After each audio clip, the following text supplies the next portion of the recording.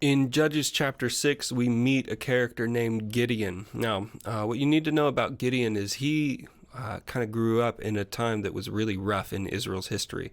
Israel had disobeyed the Lord, and so God allowed the Midianites to come and attack the nation of Israel, and they were just absolutely a hammer, smashing the nation of Israel and just punishing them for rejecting God. And in the midst of all of this, God sends a prophet and says, listen, I'm going to save you, okay? I am going to save you. I'm going to bring a leader to help rescue you from the hand of the Midianites, okay? And so that's where we are starting inside Judges chapter 6. We're going to start in verse 11. And I just want to read the very beginning of this story, okay? Then the angel of the Lord came and sat beneath the great tree at Ophrah, which belonged to Joash of the clan of Abiezer. Gideon, son of Joash, was threshing wheat at the bottom of a winepress to hide the grain from the Midianites. The angel of the Lord appeared to him and said, "Mighty hero, God is with you." Okay, couple things.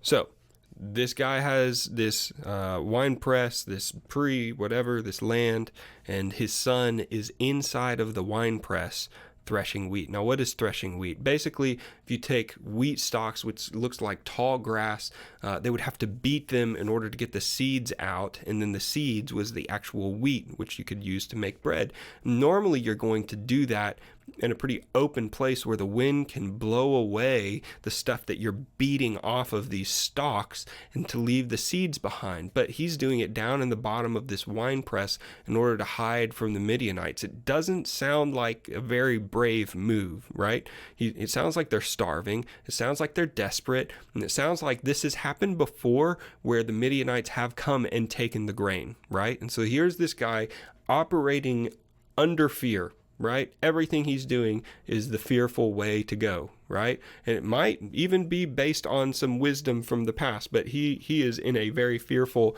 position. And so the angel of the Lord comes and he says, "Mighty warrior, the Lord is with you."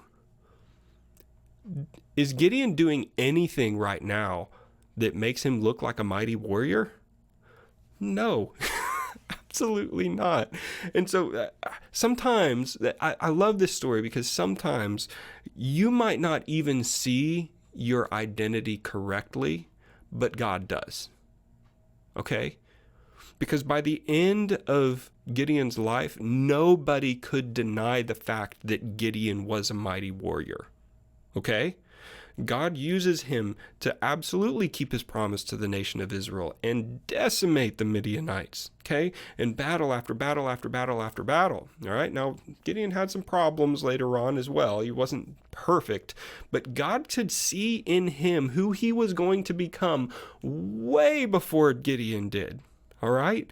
And so what I want you to understand is that if you have been approached by someone in leadership at your church, whether it be your youth leader or someone else, or somebody has said, hey, you should really start taking some guitar lessons or some piano lessons or drum lessons so that you can help in the worship team, it might be that that person sees something in you that you may not see yourself. And that might be why you feel a lot of stage fright when it comes to leading worship in front of people. Do not allow the fear of what hasn't even happened yet to affect your decision to do what God has called you to do and to do it as best as you possibly can. Don't be like Gideon and hide away and just keep doing your job behind the curtain when God has called you out to do it for his glory and for his people.